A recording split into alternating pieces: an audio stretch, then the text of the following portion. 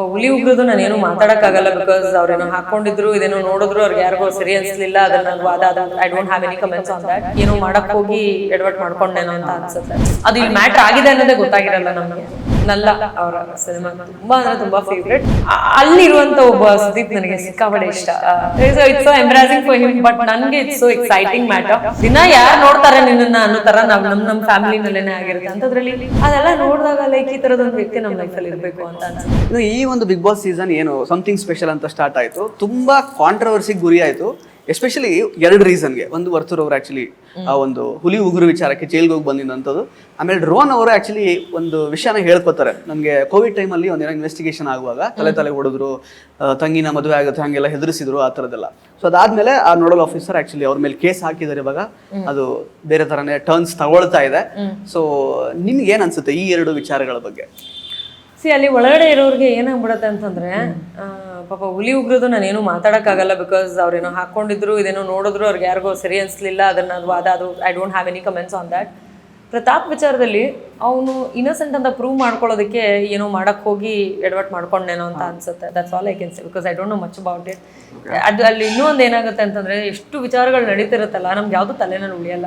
ಅದು ಇಲ್ಲಿ ಮ್ಯಾಟ್ರ್ ಆಗಿದೆ ಅನ್ನೋದೇ ಗೊತ್ತಾಗಿರಲ್ಲ ನಮಗೆ, ಆ ಥರ ಆಗುತ್ತೆ. So I don't have so much to say about that. ಅಂದರೆ ಎಲ್ಲೋ ಅವರು ನಾನು ಇನ್ನೋಸೆಂಟು ನನ್ನನ್ನು ಕೇರ್ ಮಾಡಿ ಅನ್ನೋದನ್ನ ತೋರ್ಸಕ್ಕೆ ಹೋಗಿ ಏನೋ ಎಡವ್ಕೊಂಡ್ರು ಅಂತ ಅನ್ಸುತ್ತೆ.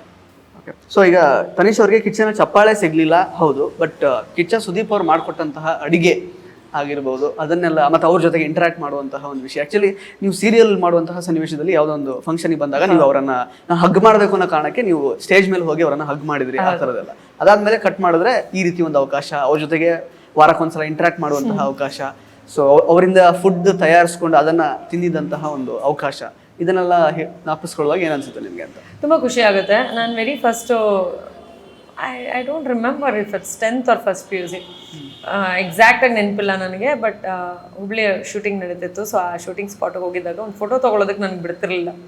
So like it's a shooting spot and ಯಾರೋ ಬಂದಿದ್ದಾರೆ ಅನ್ನೋ ಥರದೆಲ್ಲ ಆಗಿತ್ತು ಅದು. ಫೋಟೋ ತೊಗೊಳಕ್ಕಾಗಲಿಲ್ಲ. ಆಮೇಲೆ ಮ್ಯಾನೇಜರ್ ಹತ್ರ ಯಾರ ಹತ್ರ ನಾವು ಮಾತಾಡಿ ಅಂಕಲ್ಲು ಹೋಗಿ ಮಾತಾಡಿಸಿ ಫೋಟೋ ತೆಗೆಸ್ಕೊಟ್ಟಿದ್ರು. ಆ ಒಂದು ಜಾಗ ಬಿಟ್ಟರೆ ನಾನು ಅವ್ರನ್ನ ನೋಡೋದಕ್ಕೆ ಅವಕಾಶ ಸಿಕ್ಕಿರಲಿಲ್ಲ. ನನಗೆ ನಲ್ಲ ಅವರ ಸಿನಿಮಾ ತುಂಬ ಅಂದರೆ ತುಂಬ ಫೇವ್ರೆಟ್. ಇವತ್ತಿಗೂ ನಾನು ಮತ್ತೆ ಮತ್ತೆ ನೋಡೋವಂಥ ಸಿನಿಮಾ. ಮತ್ತು ಮಲಗೆ ಮಲಗೆ ಗುಬ್ಬಿ ಮರಿ ಸಾಂಗ್ಸ್ ನನ್ನ ವೆರಿ ಫೇವ್ರೆಟ್ ಸಾಂಗ್. ಸೊ ಅಲ್ಲಿರುವಂಥ ಒಬ್ಬ ಸುದೀಪ್ ನನಗೆ ಸಿಕ್ಕಾಪಟ್ಟೆ ಇಷ್ಟ. ಆ ಒಂದು ಚಾಮ್ ಅಲ್ಲಿರುವಂಥ ಒಂದು ಸುದೀಪ್ ಸರ್ ತುಂಬ ಇಷ್ಟ ನನಗೆ. ಸೊ ಅದನ್ನ ನಾನು ಸ್ಟೇಜ್ ಮೇಲೆ ಅವರನ್ನು ನೋಡಿದಾಗ ಆ ಒಂದು ಫೀಲ್ ಇತ್ತು. ಸೊ ಲೈಕ್ ಆ ಒಂದು ಕ್ಯಾರೆಕ್ಟರ್ ಏನಿತ್ತು, ಆ ಕ್ಯಾರೆಕ್ಟರ್ನ ನಾನು ಹಗ್ ಮಾಡ್ಕೋಬೇಕು ಅನ್ನೋ ಒಂದು ಫೀಲಲ್ಲಿ ನಾನು ಸರ್ ನಾನು ನಿಮ್ಮನ್ನು ಹಗ್ ಮಾಡ್ಕೋಬೋದು ಅಂತ ಕೇಳಿ ಹಗ್ ಮಾಡ್ಕೊಂಡಿರೋವಂಥದ್ದು. ಅದಾದ್ಮೇಲೆ ಈ ಸ್ಟೇಜಿಗೆ ಬಂದಾಗಲೂ ಅಷ್ಟೇ ನಾನು ಅವರನ್ನ ಕೇಳಿ ಹಗ್ ಮಾಡ್ಕೊಂಡಿದ್ದು. ಈಗ ವಾಪಸ್ ಬರ್ಬೇಕಾದ್ರೆ ಎಲಿಮಿನೇಟ್ ಆಗಿ ನನ್ನನ್ನು ಸ್ಟೇಜ್ ಮೇಲೆ ಕರೆಸ್ದಾಗ್ಲೂ ಕೂಡ ನಾನು ಹಗ್ ಮಾಡ್ಕೋಬೋದು ಅಂತ ಕೇಳಿ ಹಗ್ ಮಾಡ್ಕೊಂಡಿದ್ದೀನಿ ನಾನು.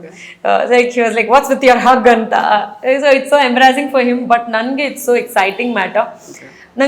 ನನಗೆ ಅಂತಂದರೆ ಅವರು ನೋಡೋದೇ ಒಂದು ಸಂಭ್ರಮ. ಆ ಸಂಭ್ರಮದಲ್ಲಿ ವಾರ ಪೂರ್ತಿ ನಮ್ಮ ವಿಚಾರಗಳನ್ನು ನೋಡಿ ನಾವ್ಯಾರು ಅಂತ ತಿಳ್ಕೊಂಡು ಆ ವಿಚಾರವಾಗಿ ಮಾತಾಡೋದಿದೆಯಲ್ಲ ತೀರಾ ದೊಡ್ಡ ವಿಷಯ. ಅದು ಪೇಷನ್ಸ್ ಇರಲ್ಲ ಜನಕ್ಕೆ. ಈಗ ನಾವೇ ನಮ್ಮ ಫ್ಯಾಮಿಲಿಯವ್ರನ್ನ ಎಷ್ಟು ದಿನ ಯಾರು ನೋಡ್ತಾರೆ ನಿನ್ನನ್ನು ಅನ್ನೋ ಥರ ನಾವು ನಮ್ಮ ಫ್ಯಾಮಿಲಿನಲ್ಲೇ ಆಗಿರುತ್ತೆ. ಅಂಥದ್ರಲ್ಲಿ ಯಾರೋ ಗೊತ್ತಿಲ್ಲದಿರೋ ಒಂದು ವ್ಯಕ್ತಿ ಅವ್ರು ನಡ್ಕೊಂಡಿರೋ ಒಂದು ರೀತಿ, ಅದು ಒಳ್ಳೇದೋ ಕೆಟ್ಟೋದು ಅದನ್ನು ಅನಲೈಸ್ ಮಾಡಿ ಯಾವ್ದು ಸರಿ ತಪ್ಪು ಅನ್ನೋದನ್ನ ನಮಗೆ ಡೈರೆಕ್ಟಾಗಿ ಹೇಳೋಕ್ಕಾಗದೆ ಇಂಡೈರೆಕ್ಟಾಗಿ ನಮಗೆ ತಿಳಿ ಹೇಳಿ ಅದೆಲ್ಲ ಅಂದರೆ ಆ ಥರ ಹೇಳೋರು ನಮ್ಮ ಲೈಫಲ್ಲಿ ಯಾರಾದರೂ ಒಬ್ರು ಇರಬೇಕು ಅಂತ ನಮಗೆ ಪ್ರೂವ್ ಮಾಡಿಕೊಟ್ರು. ಅಷ್ಟು ದೊಡ್ಡ ವ್ಯಕ್ತಿ ಇಷ್ಟು ಸಲೀಸಾಗಿ ಮಾತಾಡ್ತಿರೋದನ್ನ ನಮ್ಗೆ ಡೈಜೆಸ್ಟ್ ಮಾಡಿ ತುಂಬ ಜನಕ್ಕೆ ಅಲ್ಲಿ ಡೈಜೆಸ್ಟ್ ಮಾಡ್ಕೊಳ್ಳೋದೇ ಕಷ್ಟ. ಅಯ್ಯೋ ಇಷ್ಟು ದೊಡ್ಡ ಸರ್ ಇವ್ರು ಹಿಂಗೆ ಮಾತಾಡ್ತಿದ್ದಾರೆ, ನಮ್ಗೆ ಹೇಳ್ತಿದಾರ, ನಮ್ಮನ್ನು ಮೆಚ್ಕೋತಾ ಇದಾರ ಅನ್ನೋ ಒಂದು ಖುಷಿ. ಕಿಚನ ಚಪ್ಪಾಳೆ ಒಂದು ಸಿಕ್ಕಿದ್ರೆ ನನ್ನ ಫುಲ್ ಜರ್ನಿನೇ ಫುಲ್ ಅಂದರೆ ಈಗ ಆಲ್ರೆಡಿ ಇದೆ, ನನಗೆ ತೃಪ್ತಿ ಇದೆ, ಸಾರ್ಥಕ ಅಂತ. ಬಟ್ ಅದೊಂದು ಸಿಕ್ಬಿಟ್ಟಿದ್ರೆ ನಾನು ಮಿಸ್ ಮಾಡ್ಕೊಂಡಿರೋವಂಥದ್ದು ವಿಷಯನೇ ಏನೂ ಇರ್ತಾ ಇರಲಿಲ್ಲ. ಅಷ್ಟು ಖುಷಿ ಪಟ್ಟಿದ್ದೀನಿ, ಎಂಜಾಯ್ ಮಾಡಿದ್ದೀನಿ. ಆ ಥರದೊಂದು ವ್ಯಕ್ತಿ ಒಂದು ಸತಿ ಕರೆದ್ರು ನಾನು ಎಲಿಮಿನೇಷನ್ ಇಂದ ಸೇವ್ ಆದಾಗ, ಸೌಂಡ್ ಅಮ್ಮ ಯು ಆರ್ ಸೇಫ್ ಅಂತ ಆ ಥರದ್ದೆಲ್ಲ ಮಾತು ಕೇಳಿದಾಗ ಎಷ್ಟು ಅಂದರೆ ನಾವು ಎಷ್ಟೇ ವೀಕ್ ಅನ್ಸಿದ್ರು, ನಮಗೆ ಎಷ್ಟೇ ಒಂದು ಲೋ ಫೀಲಲ್ಲಿದ್ರು ಅಂಥ ಒಂದು ಎನರ್ಜಿ ಅವ್ರ ಕಡೆಯಿಂದ ಬರುತ್ತೆ. So like it's life turning energy ಅಲ್ಲಿ ಮನೆಯಲ್ಲೇ ಎಸ್ಪೆಷಲಿ. ಅದಾದಮೇಲೆ ನಮ್ಮನ್ನು ಎಲಿಮಿನೇಟ್ ಆದಮೇಲೂ ಕೂಡ ಅಷ್ಟೇ ಪ್ರೀತಿನ ಮಾತಾಡಿಸ್ತಾರೆ. ಅದೆಲ್ಲ ನೋಡಿದಾಗ ಲೈಕ್ ಈ ಥರದೊಂದು ವ್ಯಕ್ತಿ ನಮ್ಮ ಲೈಫಲ್ಲಿ ಇರಬೇಕು ಅಂತ ಅನ್ಸುತ್ತೆ. So I seen him that close that self is a big deal. I am so happy.